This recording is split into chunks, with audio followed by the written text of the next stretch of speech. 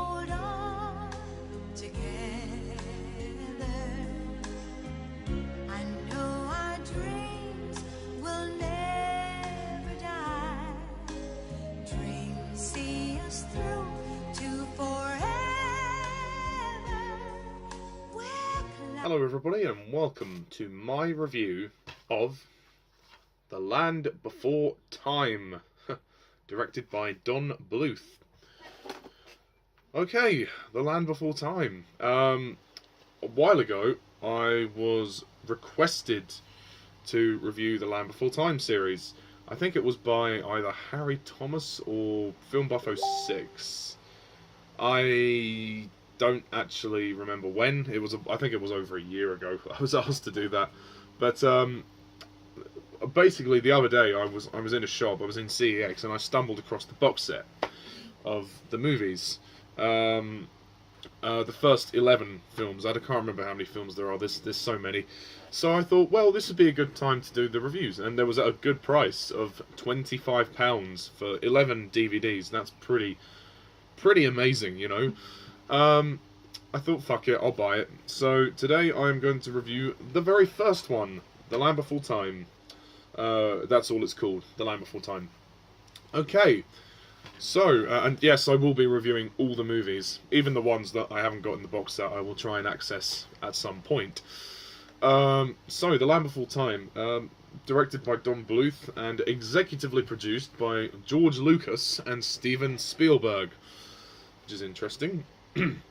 So the basic plot of this film is that it mainly focuses on this group of kids, of these kid dinosaurs who meet each other unexpectedly and have to journey to find somewhere called the Great Valley, which is a place of vegetation, a place of hope, where they can have food and where they can see their families.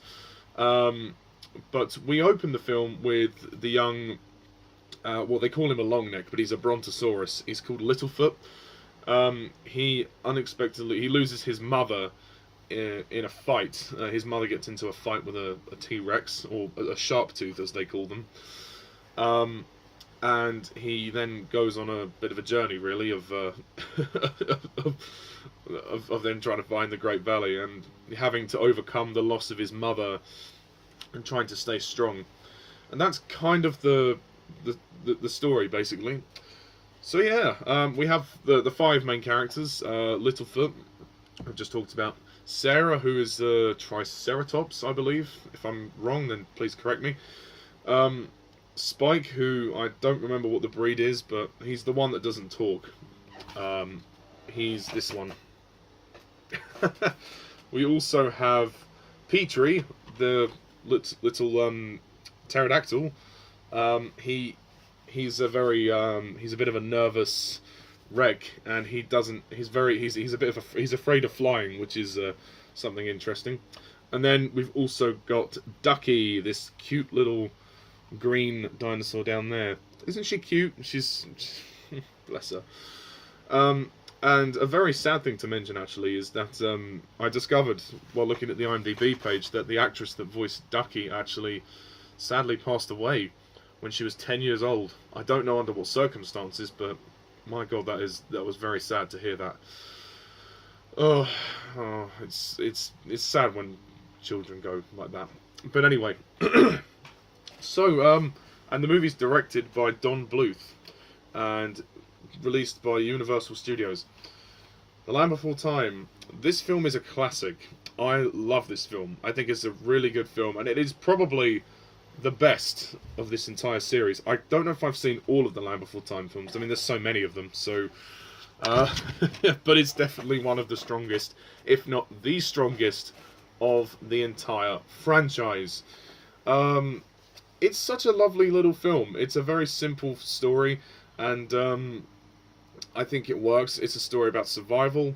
It's a story about loss. It's a story about grief. It's a story about desperation. I mean, the story's not the cheeriest of films, which I think is bold. The fact that it's about these kids that have to survive in the real world, and I think that's what's very that's the juxtaposition of it, is that they are kids in the real world trying to survive, except in their world is a bit more extreme than our world, or well in certain places. And these characters, they're just very real, they're just very innocent, and I like that about them. Littlefoot, he has to sort of essentially man up and become and find his courage through the loss of his mother and the dangers of the world that he's facing, which is very bold. And I felt very sorry for him when his mum died, and when his mother died. There is that sort of section of the film at the beginning where he's grieving, and then he does eventually, when he meets the others, he eventually musters a courage, and he kind of emerges as a sort of a leader in this group, which is really cool. You have Sarah, the Triceratops. She's kind of a spoiled brat, I guess you could say. She thinks she knows everything. She thinks she knows best. She does eventually find friendship in the others, but she does get into a fight with Littlefoot at one point, and it does cause a rupture in the group, in the friendship of the group. But she's a very strong character. She definitely mellows out after a while, because her father and mother forbid her to hang around with Littlefoot at the beginning of the film, but they do have to work together in the end, which is good.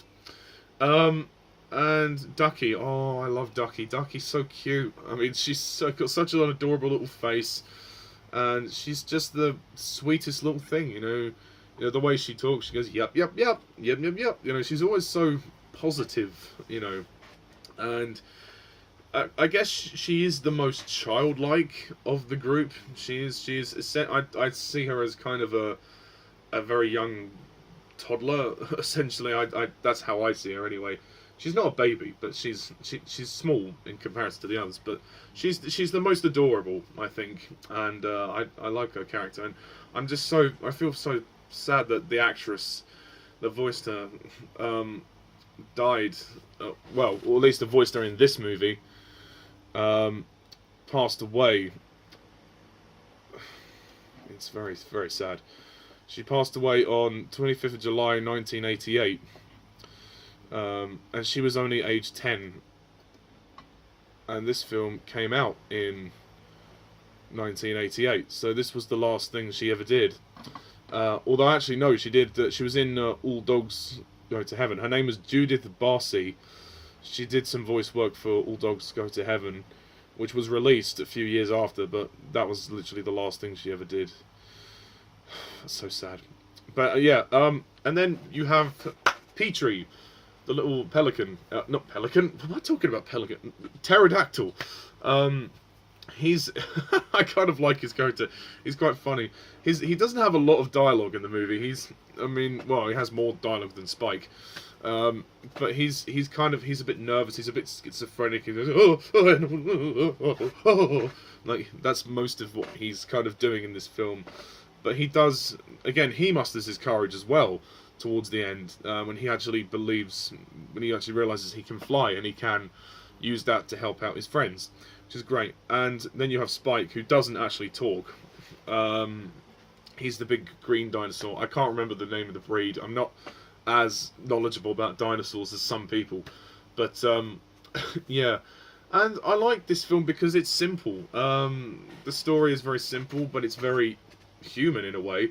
It's very real. It's very emotional.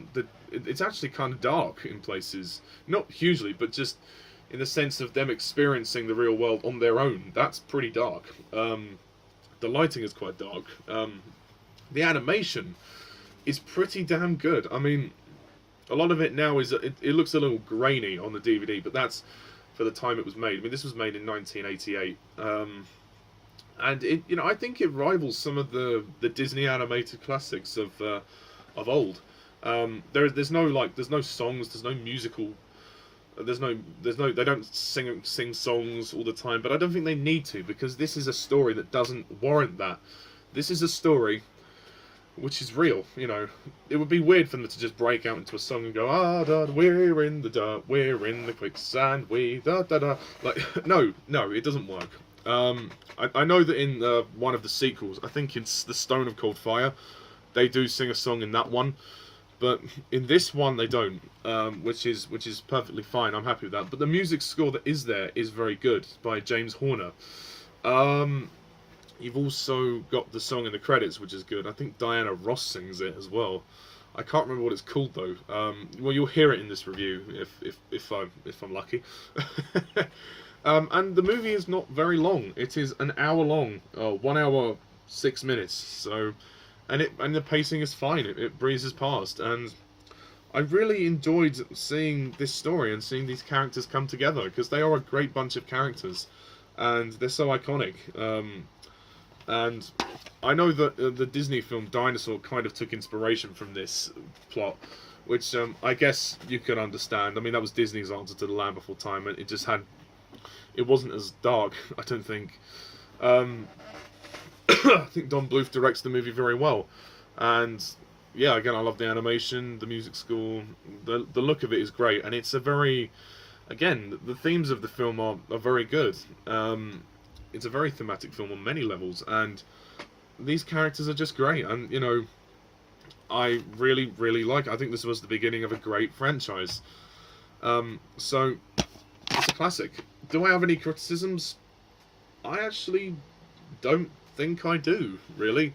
I can't think of anything to complain about. So, yep, I'm going to give The Land Before Time a 10 out of 10. If we hold on together, I know our dreams. Yeah, the first one is a classic. It's a very good installment. I think it's perfect. I mean, there is some humor in there, but it's not much. I think the sequels will probably delve into the humor more than this.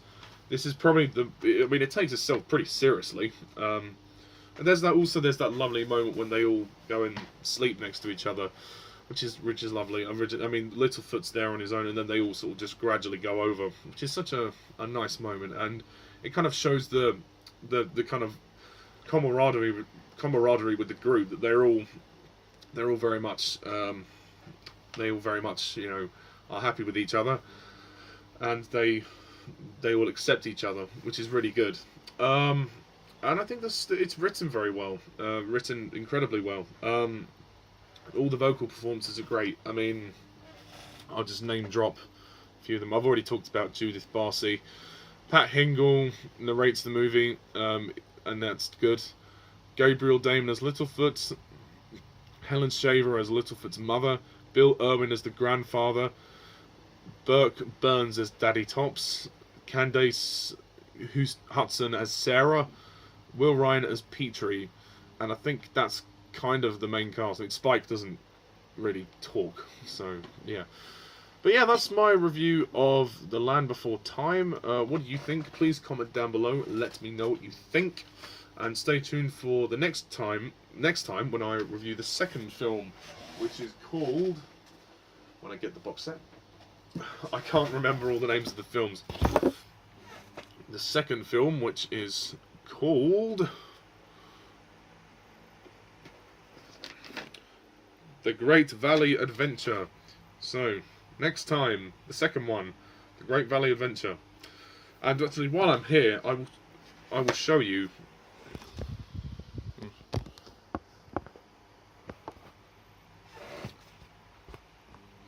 While I'm here, I will show you the box set that I've got. So, it looks like this. It's huge. I mean, look at it. This thing comes at the top. So, Land Before Time films 1 to 11, with all the characters on the top there. And this is the lid that goes on the top. And on the front, we have, it's kind of like a jungle-y, kind of leafy design. And then you see some of the cases there. I will take them all out just so you can see them. And all of the films run for 13 hours.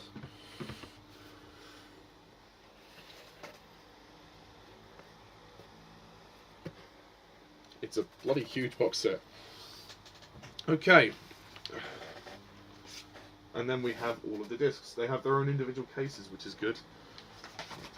So, we've got Number 2, Great Valley Adventure, and they've all just got one disc, so I won't bother showing you that. Number 3, The Time of Great Giving. Number 4, which is Journey Through the Mists.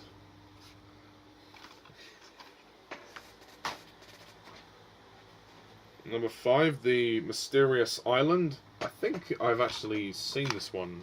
I can't remember. The Secret of Saurus Rock, which is number 6. Number 7, The Stone of Cold Fire, which is the one I've seen. I know that much. I watched this one a lot when I was a kid. I had the VHS originally, now I've got this DVD. Number 8, The Big Freeze. Winter is coming.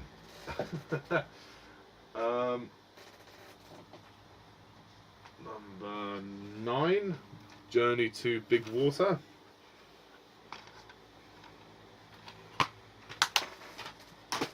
Number 10, The Great Migration.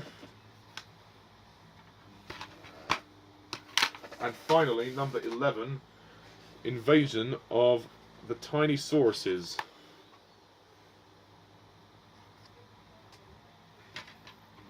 So yeah, that is the massive box set, and obviously this is the first case, which you've already seen. That is the massive box set of The Land Before Time.